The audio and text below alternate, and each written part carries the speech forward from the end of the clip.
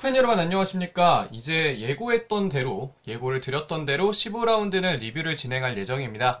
그럼 바로 시작해 보도록 하겠습니다. 첫 번째 경기는 FC서울과 김천상무의 경기였습니다. 전반 23분 팔로세비치 선수의 환상적인 프리킥골로 FC서울이 1대0 앞선 채로 전반전을 종료했지만 후반 54분에 조규성 선수가 동점골을 넣으면서 경기는 알 수 없는 흐름이 됐습니다. 다만 이후에 세트피스 상황에서 이상민 선수가 헤더골을 득점하면서 2대1 앞서 나간 채로 경기를 FC서울이 마무리를 하나 싶었지만 후반 추가 시간 정승현 선수가 득점에 성공하면서 2대2 극장골로 인한 2대2 무승부가 나왔습니다. 개인적인 MVP는 팔로세비치 선수였고요. 이 경기는 FC서울에게 상당히 아쉬운 경기가 되지 않았나 싶습니다. 라인업 보면서 말씀드리겠습니다. 선발 라인업이 아니라 주요 라인업입니다. 주로 많이 뛴, 영향력이 있었던 선수들에 대해서 이야기를 할 거고요. 적어도 45분 이상은 뛴 선수들에게 한해서 이 라인업에 들어갈 예정입니다. 서울은 그대로 들고 나왔습니다. 양한민 키퍼, 백포에 김진야, 오스마르, 이상민, 윤종규, 중원에는 기성용, 팔로세비치, 황인범, 공격진에는 조영욱, 박동진, 강성진이었습니다. 아무래도 익수볼이 계속해서 해오고 있는 그런 플레이들을 계속해서 했다라고 생각을 할 수 있겠고, 전반은 임민혁, 후반에는 황인범 선수가 미드필더진의 한 자리를 차지해서 경기를 소화했습니다. 다만 황인범 선수는 정말 나올 때마다 늘 클래스 다른 플레이를 보여주고 있는 상황이고요. 다른 자리 역시 다 비슷하게 흘러가고 있습니다. 다만 2대1로 앞섰을 때의 후반 중에서도 FC서울이 약간은 몰아치는 흐름이 있었는데 그럴 때 톱이 없었던 것, 그리고 팔루세비치 선수가 교체 아웃됐던 것들이 FC서울에게는 상당한 아쉬움으로 느껴졌을 것 같습니다. 박동진 선수 분명히 좋은 선수이지만 박동진 선수의 아쉬운 득점력을 메울 수 있었을 만한 좋은 선수가 있었다면 어땠을까라는 생각을 하고 있었을 FC서울 팬들과 FC서울 구단 그리고 선수들이었을 것 같은데요. 이런 점들을 여름 이적 시장에 어느 정도 보완을 해주냐가 FC서울의 이번 시즌 파이널 A 진출 여부를 가릴 수 있지 않을까 생각을 하고 있습니다. 반면에 김천 상무는 구성현 키퍼, 유인수, 하창래, 정승현, 강윤성, 중원에 문지환, 이영재, 고승범, 공격진에는 김한길, 조규성, 권창훈이 괜찮은 모습을 보여줬는데요. 전반전에는 송주훈 선수, 센터백도 가능하고 레프트백도 가능한 송주훈 선수를 레프트백 그리고 왼쪽 스토퍼까지 병행을 할 수 있게 말 그대로 변형 백3와 백4를 오가면서 진행을 하는 그런 그림을 그렸던 김천인데요. 그것이 잘 맞아 들어가지 않았고 결국에는 전반 끝나자마자 김태환 감독이 변화를 줬습니다. 바로 유인수 선수의 투입이었는데요. 유인수 선수가 좌측 풀백으로 들어가게 되면서 경기 양상이 이전보다는 괜찮은 흐름으로 흘러가게 됐습니다. 물론 김천상무에서 뛰고 있는 선수들의 네임밸류에 비해서는 아쉬운 경기력이 나오는 것은 맞지만 어찌됐던 이전에 백3에서 변화를 가져갔고 그 변화의 결과는 나쁘지 않았다는 것을 생각했을 때에는 꽤 괜찮은 경기를 펼쳐줬던 후반전이었습니다. 어쨌든 스코어로는 2대1로 앞섰던 것이니까요. 중원에서 권혁규 선수가 차출이 되면서 지금은 문지환 선수가 들어와 있는 상황이고요. 다른 나머지 특이점은 많이 없었고 권창훈 선수의 폼은 늘 올려줘야 한다라는 생각을 하게 되는 그런 경기가 아니었나 싶습니다. 그렇게 해서 개인적으로 뽑은 MVP는 팔로세비치 선수입니다. 킥에서 팔로세비치 선수가 가지고 있는 자신감은 분명 FC서울이 김천상무의 수비진을 약간은 눌러주는 데에도 어느 정도 기여한 바가 있다고 보고요. 그 선취골이 있었고 계속해서 팔로세비치 선수가 슈팅을 보여주었기 때문에 김천상무가 마냥 라인을 내릴 수도 없고 팔로세비치를 잡자고 마냥 라인을 올릴 수도 없는 그러한 수비 상황, 딜레마 상황을 만들어줬던 팔로세비치 선수였기 때문에 팔로세비치 선수가 이 경기에서 보여줬던 플레이는 상당히 위협적이었다라는 생각이 들었습니다. 그리고 라인업을 보면서 말씀을 드렸지만 팔로세비치 선수가 끝까지 남아있었다면 경기가 어땠을까라는 생각이 들었을 정도로 팔로세비치 선수가 그리웠을 수도 있는 FC서울이었습니다.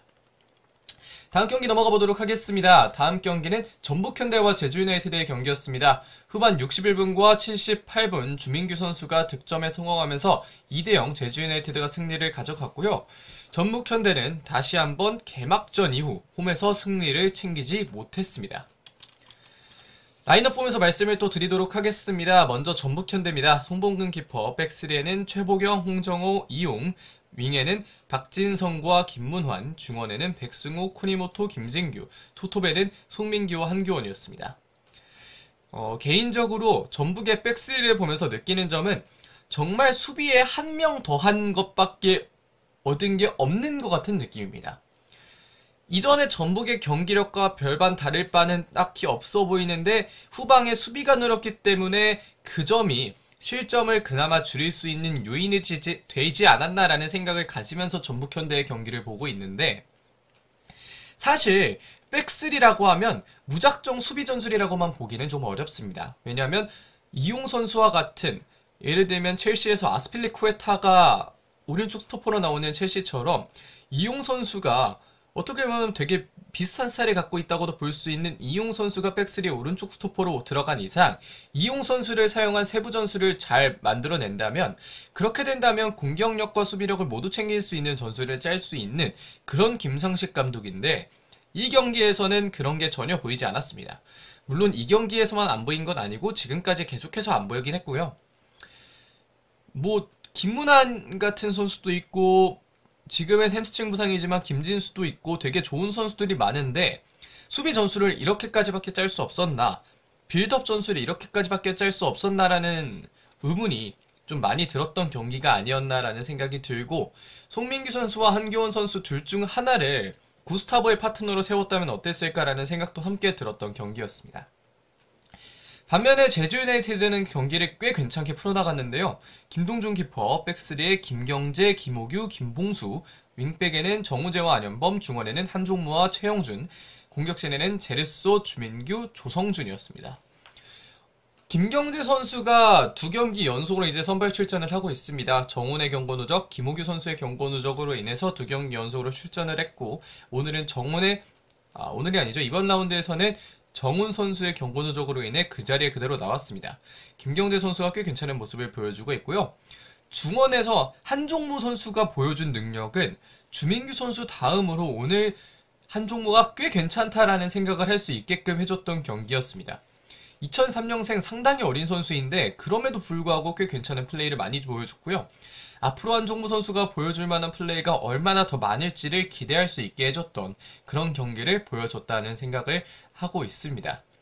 그리고 오른쪽에 최근에 김주공이나 링이나 아주 좋은 폼을 보여줬다? 그건 아니거든요. 근데 그 자리에서 조성준 선수가 꽤 괜찮은 모습을 보여주었기 때문에 A매치 기간이 끝나고 나서 다시 한번 경기가 재개됐을 때에는 조성준 선수가 아닌 링이나 김주공이 뛸 수 있겠지만 이번 라운드만큼은 조성준이 좋은 모습을 보여주지 않았나, 그런 생각을 하게 됩니다. 그리고 주민규는 주민규였고요.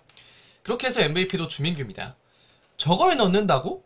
라는 생각이 들었던 게 두 번째 골인데, 정말 발목 힘이 강하다라는 생각도 들었고, 정말 이 선수가 득점에는 천부적인 재능을 갖고 있구나라는 생각도 함께 들었던 그런 슈팅이었습니다. 식버즈에게 결국은 두 번의 비수를 꽂게 되었고, 정말 마무리 능력이 대단하다. 사실 전북현대와의 경기에서 지난 경기에서는 한 골 한 도움을 기록했고 이번 경기에서는 두 골을 기록했단 말이에요. 그러면 이번 시즌 주민규는 전북을 상대로만 3골과 1개의 도움을 기록한 겁니다. 정말 대단한 기록이 아닐 수 없고 마무리 능력이 정말 대단하다라는 생각도 함께 드는 그런 주민규 선수고, 다시 한번 작년 득점왕을 했었던 페이스를 찾아가는 게 아닌가라는 어떤 그런 모습을 보여줬던 주민규 선수입니다. 자, 그러면 전북과 제주의 경기 리뷰 이 정도까지 하겠고요. 다음 경기 넘어가 보도록 하겠습니다. 다음 경기 수원FC 울산현대의 경기입니다. 수원FC의 이승우 선수가 전반 42분에 굉장히 환상적인 가마차기 골을 만들어냈지만 후반전 아마노 선수가 투입된 이후에 바코와 아마노의 골이 5분 동안 터지면서 울산현대 역전을 한 상태로 경기를 마무리 지었습니다. 그럼 또 라인업 보면서 또 말씀을 드려야겠죠. 먼저 수원FC입니다. 3호이 들고 나왔습니다.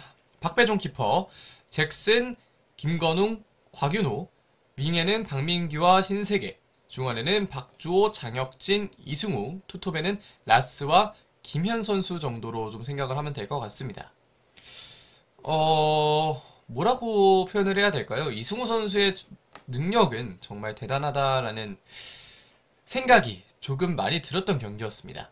뭐 김현 선수 투입되고 뭐 이런 이승우 선수 투입되고 이런 시기에 투입 시기나 이런 점이 있어서 주요 라인업에 이 선수가 이렇게 들어가는 게 맞나요? 라는 이야기를 하실 수도 있겠지만 뭐 저는 이게 가장 괜찮은 라인업이었다는 생각이 들고요. 물론 득점 상황은 이 상황에서 나왔다고 단정을 지었을 수 있을지 약간은 지금 헷갈리긴 하는데 어찌됐든 이 정도 라인업에서 괜찮은 모습 보여줬고 박주호 선수도 지난 경기들에 비해서는 확실히 더 나은 모습을 많이 보여줬습니다. 뭐 센터백진의 경우에는 어쨌거나 제가 프리뷰에서 비판했던 것보다는 훨씬 더 좋은 모습을 보여줬기 때문에 뭐 이 정도면 나쁘지 않았다는 생각이 드는데 신세계 선수의 폼이 아직 완벽하게 올라오지는 않았구나라는 생각도 조금은 들었고 잭슨 선수의 그 미스가 생각보다도 큰 결과를 야기하지 않았나라는 생각도 듭니다. 아마노 선수가 긴 출전 시간을 소화하진 않았습니다. 40분의 출전 시간을 소화하진 않았기 때문에 주요 라인업에도 넣지 않았는데 이러한 결국 아마노 선수의 어떤 기도 살려주고 이랬던 건 잭슨 선수의 그 수비 미스 하나가 가장 큰 영향을 미치지 않았나 싶고요. 아무쪼록 수원FC는 경기력이 나쁘진 않았기 때문에 이런 점들을 토대로 해서 얼마나 좀 더 나아갈 수 있을지에 대해 고민을 한다면 지금보다는 지금까지 보여줬던 플레이보다는 훨씬 더 나은 플레이를 보여줄 수 있을 것으로 기대를 하면 되겠습니다. 반면에 울산현대는 꽤 괜찮은 라인업을 들고 나왔는데요. 조현우 키퍼, 백포에 서령우, 김영권, 임종은, 김태환, 중원에는 박용우, 고명진, 박호, 윙에는 이청용과 엄원상, 톱에는 레오나르도였습니다. 개인적으로 봤을 때 전반을 보면서 박용우 선수나 고명진 선수 둘 중에 한 명은 빼줘야 된다고 봤습니다. 근데 개인적으로는 그게 고명진 선수가 되어야 한다는 생각이 들었는데 홍명보 감독은 박용우 선수를 빼고 아마노 선수를 넣었습니다. 근데 이 아마노 선수의 투입이 정말 적절했다라는 생각이 들고요. 고명진 선수가 볼란치라고 하기에는 아주 수비적인 역할은 아니었기 때문에 뭐 홀딩이다 볼란치다 뭐 정확히 말씀을 드리긴 좀 그렇지만 중앙에서 꽤 괜찮은 쓸어담는 능력을 잘 보여줬고 공격 전개를 하는 과정에 있어서 김영권 선수와 함께 첫 번째 패스를 넣어줄 수 있는 그런 능력을 잘 보여줬던 고명진 선수고요. 박용우 선수도 꽤 괜찮은 모습이었지만 이날 킥 컨디션이 전체적으로 떨어지는 모습이었고 그런 점에서 아마노 선수를 아마 투입하지 않았나는 생각이 들고요. 박호 선수의 득점은 정말 촉신 그 자체라고 할 수 있는 득점이 나왔고 이런 여러 가지 측면 덕분에 울산현대가 다시 한번 또 역전승을 가져갈 수 있지 않았나 싶습니다. 임종훈 선수의 복귀 역시 꽤 괜찮은 요소라는 생각도 들고요. 그렇게 해서 개인적으로 뽑은 MVP는 아마노 선수입니다. 들어오자마자 경기를 바꿨다라고 얘기를 해도 될 만큼 정말 좋은 활약을 보여줬던 아마노준 선수고요. 완전 이적이 꼭 이루어지기를 울산현대 팬들과 아마노 선수 모두 바라고 있을 것 같습니다. 특히 아마노 선수는 지금까지 세레머니를 코칭 스텝에게 가면서 했던 모습이 많았는데 이날 경기에서 이청용 선수와 함께 거의 처음으로 저는 팬들에게 달려갔던 세리머니가 아니었나라는 생각이 들 정도로 아마노 선수가 굉장히 팬들에게 나는 울산 선수다라는 이야기를 전달을 했다는 생각이 들고요. 이런 모습에 힘입어서 울산현대 역시 요코하마와 완전 이적에 관한 이야기를 나누고 있지 않았나 싶습니다. 경기에 미치는 영향력이 정말 높다는 건 들어오자마자 경기를 바꿨다는 것에도 어느 정도 포인트가 나왔다고 생각을 하는데요. 경기에 미치는 영향력이 이 정도로 좋은 선수라면 홍명보 감독이 안 쓸 수가 없습니다. 정말 좋은 모습 많이 보여줬던 아마노 선수고 과연 A매치 종료한 이후에도 아마노 선수가 얼마나 좋은 모습 보여줄지 계속해서 기대를 해보도록 하겠습니다. 자, 그러면 수원FC와 울산현대의 경기 리뷰 이 정도까지 해보도록 하겠습니다.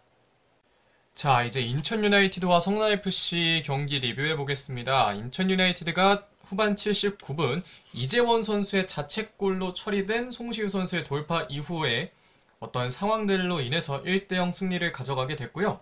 자, 그러면 라인업 보면서 또 말씀을 드려보도록 하겠습니다. 주요 라인업은 앞에서도 말씀드렸다시피 긴 출전 시간에 소화한 선수들을 위주로 들어가고 있다는 점 다시 한번 말씀을 드리겠고요.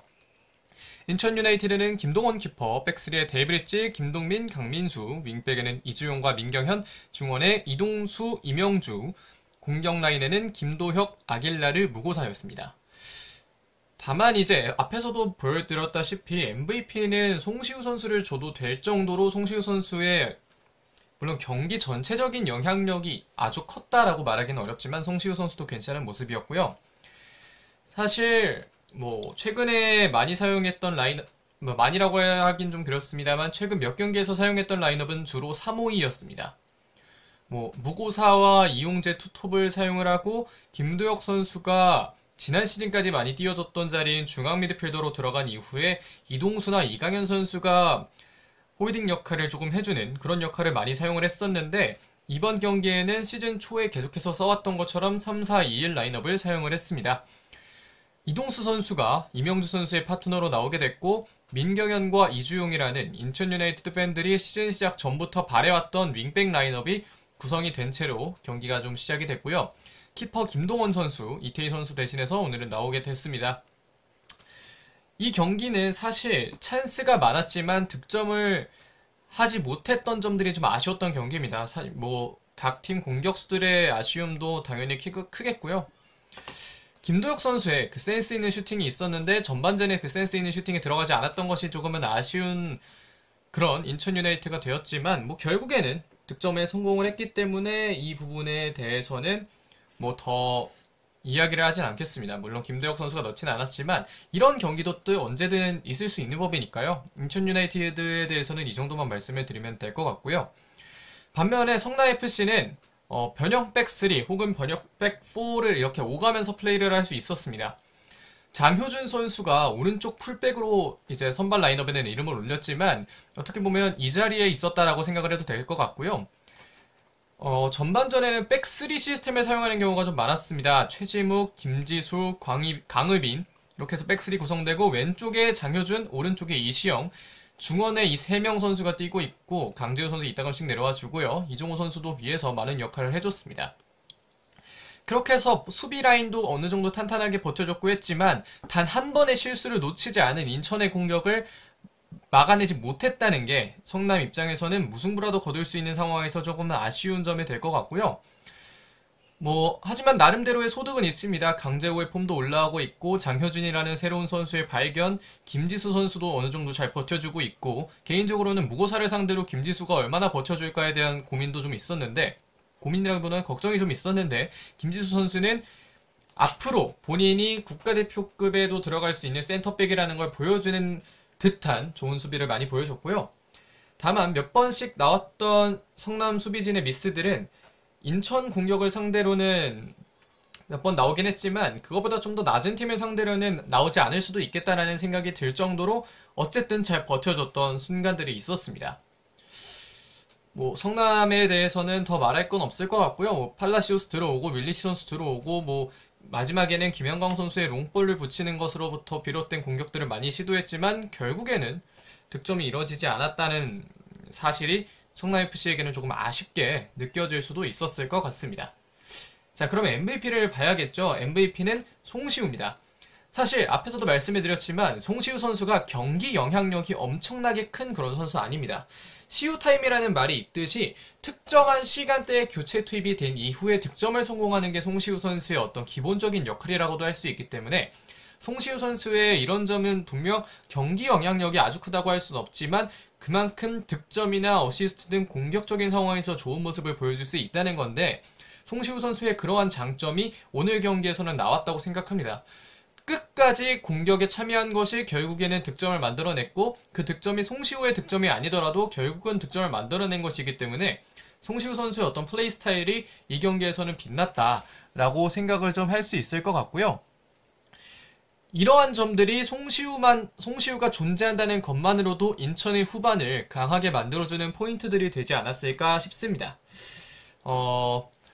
아무래도 송시우 선수가 갑자기 뭐 드라마틱하게 선발로 출전을 해서 많은 경기에 뛰고 이렇지는 않겠지만 계속해서 이런 후반전에서의 좋은 모습을 보여준다면 인천 유나이티드가 목표로 하고 있는 현재 뭐 아시아 챔피언스 리그권 뭐 이런 점들에 있어서 송시우 선수가 분명 제 역할을 해줄 수 있을 것이라고 생각을 합니다.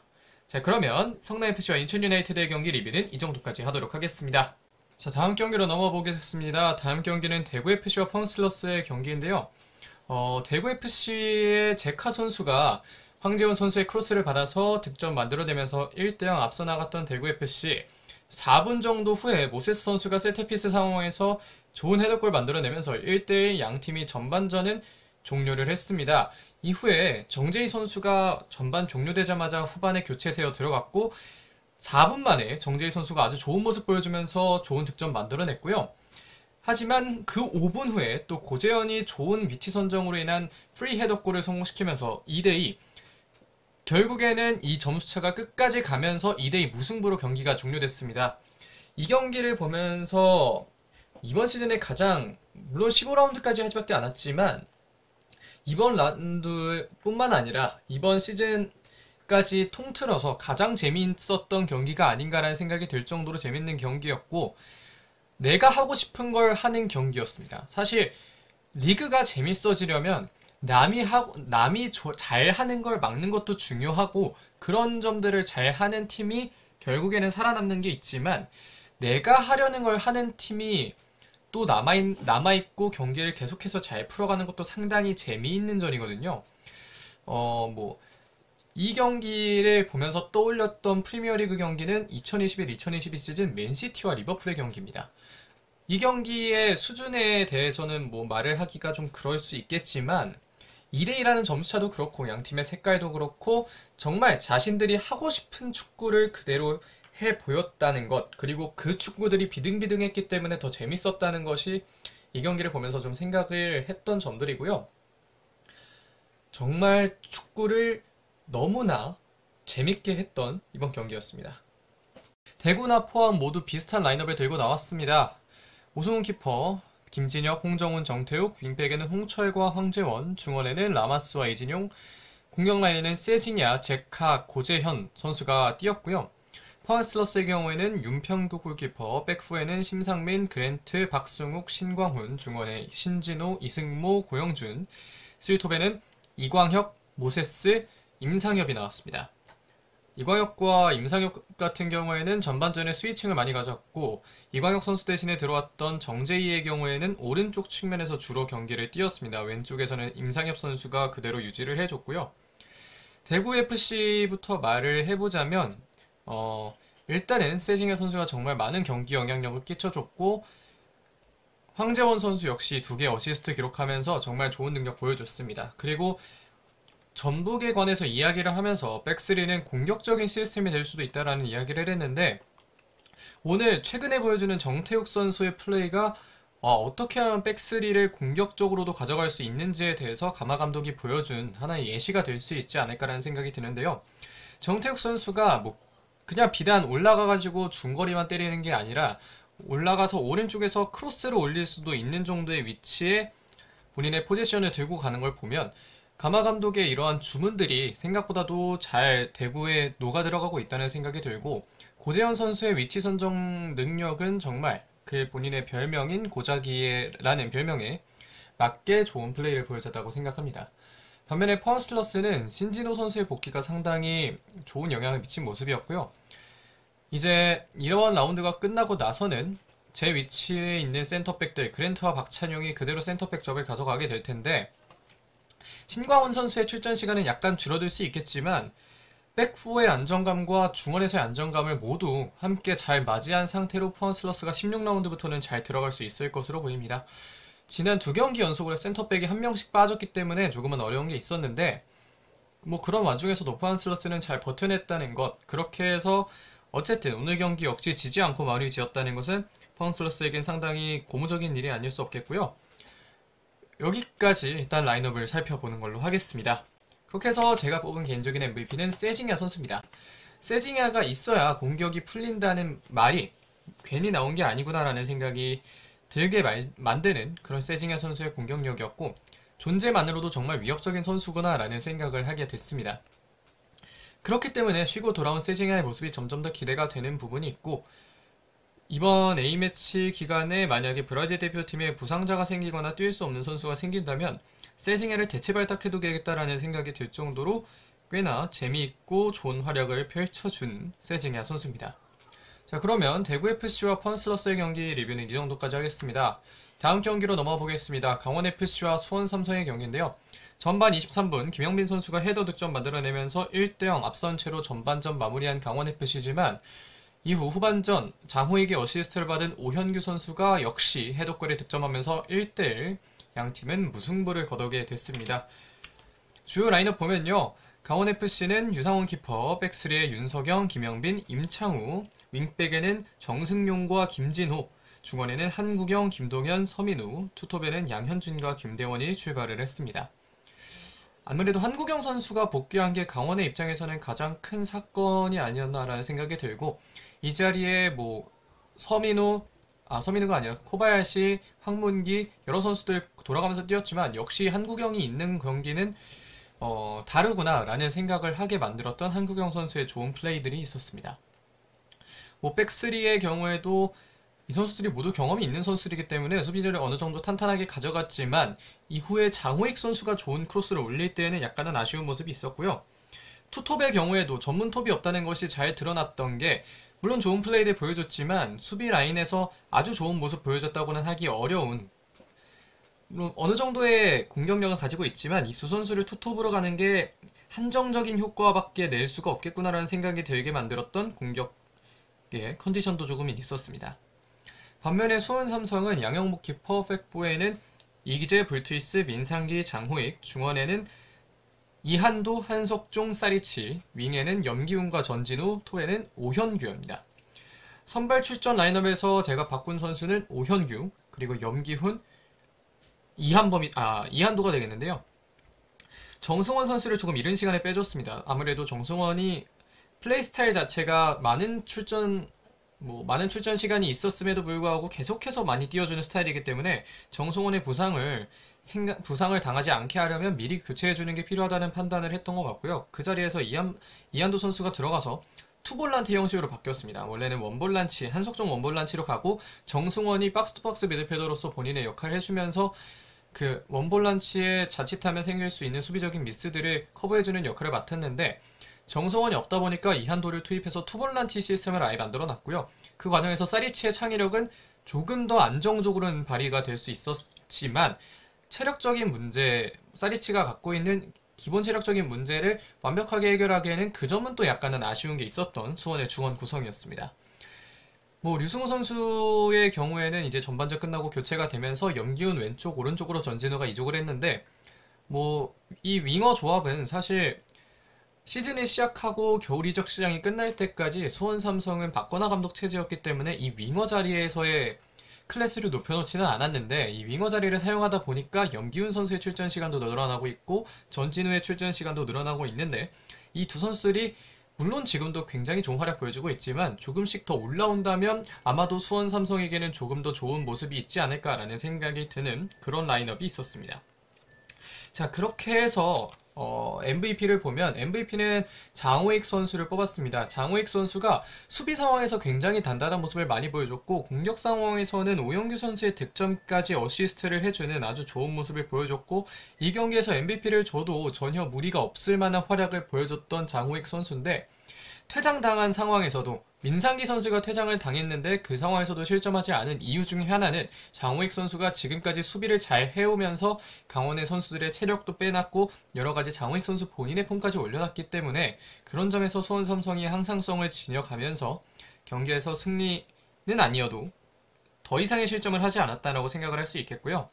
특히 강원이 역습할 수 있었던 상황에서 한 번의 수비로 그 두 선수를 날려보내는 그런 모습들은 장호익 선수가 이번 경기에서 정말 좋았다라는 것을 대변할 수 있는 그런 수비가 아니었나 싶습니다. 자, 그렇게 해서 이제는 승부 예측 결과를 보겠는데요. 수원FC 울산현대의 경기 그리고 인천유나이티드와 성남FC의 경기를 맞췄고 나머지는 틀렸습니다. 근데 뭐 승부 예측이 늘 맞으면 제가 이거라고 했지 않겠죠. 일단은 15라운드 리뷰를 해봤습니다. 리뷰 굉장히 오랜만에 하는 거고 16라운드까지의 시간이 좀 길게 뜨기 때문에 이 기간 동안 다시금 16라운드 프리뷰 때 15라운드 결과를 체크하는 것보다는 지금 체크하는 게 더 낫다는 생각이 들어서 오늘 바로 리뷰를 만들어 봤고요. 아무쪼록 또 A매치 기간 동안 선수들이 부상을 안 당하고 재밌게 경기를 다음 경기도 대비를 해줬으면 하는 바람이 있습니다. 또 국가대표팀도 좋은 경기를 해줬으면 좋겠고요. 자, 그러면 15라운드 리뷰는 이 정도까지 하겠습니다. 고맙습니다.